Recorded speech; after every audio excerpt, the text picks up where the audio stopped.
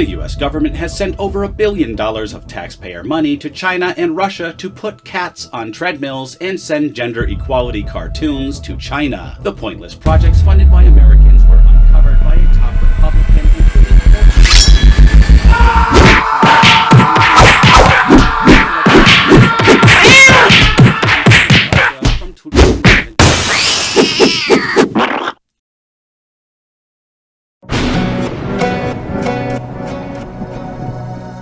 In this video, some great news on my Mustang order, and I finally got pictures of my car, red pinstripes and all. Hello to Camaro Panther, and goodbye to Camaro overall, and more. Let's do work.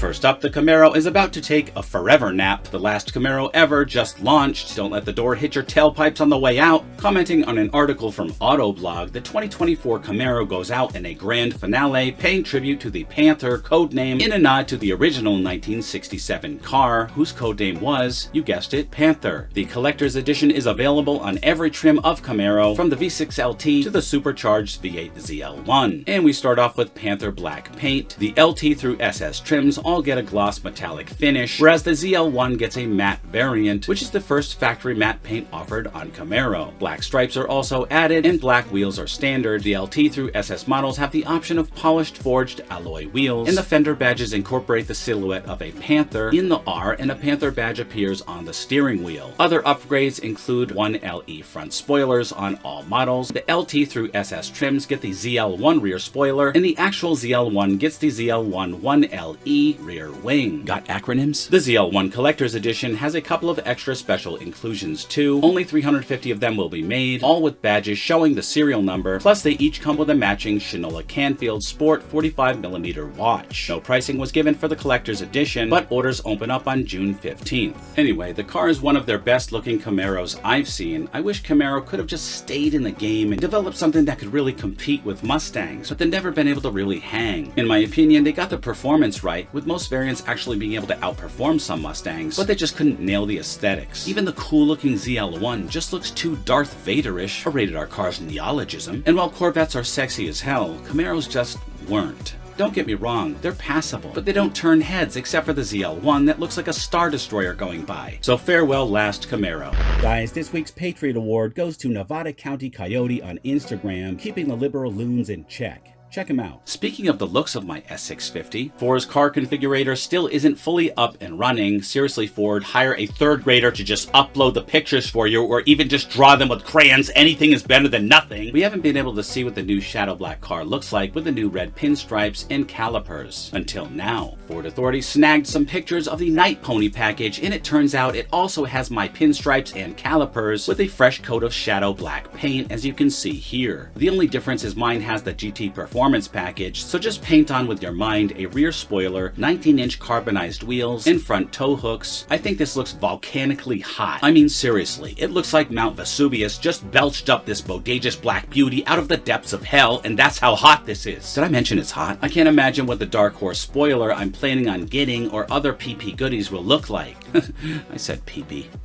You know, this Mustang gets better every time I see it. I've seen it a million times online. There's just something about this angle right here that makes the car look smaller, more compact, and sportier than before. I know I've been hard on it, but I gotta stay critical. But in this case, I'm gonna go full fanboy here and say that Mustangs, both the S650 and S550, are the best looking cars on the street, besides the Corvette C8 and other cars over the six-figure mark, of course. What do you guys think of these red pinstripes here that curve together like this versus the other ones where they just went straight down? For me, I'm glad Ford made these fresh and different. And seeing it on black, I'm glad I made the decision to buy them. This car is looking perfect. In fact, the only thing I don't like about this car is that I'm actually not driving it yet. Which brings us to some good news. According to Ford's order tracking website, no, I'm not a bloody robot, my car is actually currently in production. Let's wait for this to load.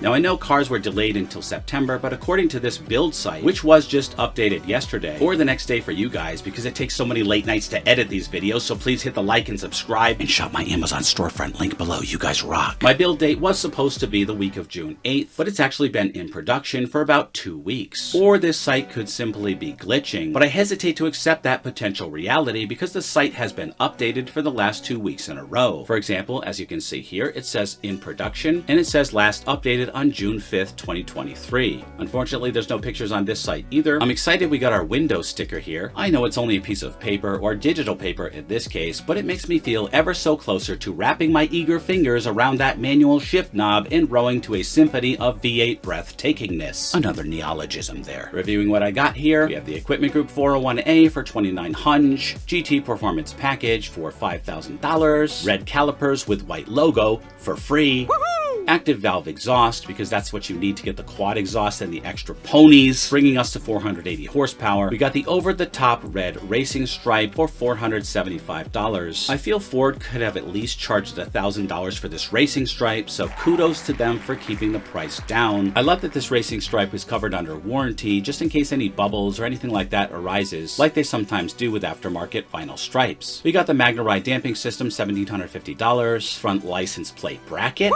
gas guzzler tax of $1,000. So as you can see, the car is pretty much fully loaded. I didn't get the automatic, I prefer the manual, and we're going to be well over $60,000 after having to pay Connecticut's nice luxury tax rate of 7.75%. The regular tax rate in Connecticut is 6.35%, but any vehicle over $50,000 require Americans to have to pay thousands of dollars extra so our smart government can send it to China and Russia to study furries. Looks like it's officially confirmed we're going to be at 17 miles per gallon. That's literally horrible, but hey, it's probably better than my 200 plus miles per hour modded pro-tuned Ducati Street Fighter, which is as epic as it sounds, by the way. Stay tuned for a video on that soon. Moral of the story here is you have to pay to play, and I'll be paying over $6,000 more in fuel costs over the next 5 years, according to the EPA. Fail. Wrong, EPA. Dum-dums. I never keep a car for more than 2 years, suckers. Wait a minute. Is that why I'm always broke? Did I just say that out loud? Did I just say that out loud? I need help. I need the help of blowing off steam by shifting the gears on this V8 masterpiece. And I can't wait for it, and I hope that this is true, that it's in production, which means it should be coming soon. I will keep you all updated on the build, so keep it locked into Rated R Cars. Next up, a fun-loving story. The 2023 Mustang Ecoboost gets the Cobb treatment. FordAuthority.com reports that you Mustang Ecoboost owners can get your Cobb on with a Stage 1 power package. That selection includes both an ECU upgrade solution and a high-flow intake panel filter, giving owners access to the Access Port device, which I used to have on my STI, by the way, to offer up some easy power gains that can be achieved in minutes for around 650 large. Additionally, the Access Port device allows owners to accomplish other tasks such as reading and clearing codes, logging data, and measuring performance. Stepping up to the Stage 2 power package adds the same handheld device, albeit with a more aggressive tune, plus Cobb's front-mounted intercooler, FMIC, which helps keep the heat levels under control and prevents them from robbing the pony car of power for a cost of $1,425 US. Not a bad price to pay for this equipment and power gains, I can tell you that much right now. A similar setup for my 2000 STI was 8 times this amount. In addition to these power gains, Cobb's power packages give users tons of cool features such as a trans brake, bump and creep capability, and launch control, all of which are great options for those that routinely take their cars to the track. And then I thought, really, if you want this extra power, why don't you just get a GT? Ecoboosts aren't that fast. But then when I scroll down here to these other articles, I see that a Cobb-tuned Ford Mustang Ecoboost drives a record quarter mile, which is pretty awesome. So I have some newfound respect for Mustang Ecoboost racers. Alright boys and girls, if you like this video, please like and subscribe and comment and yada yada. And always remember the motto, always be kinder than necessary, and I will see you in the next one. I love you guys.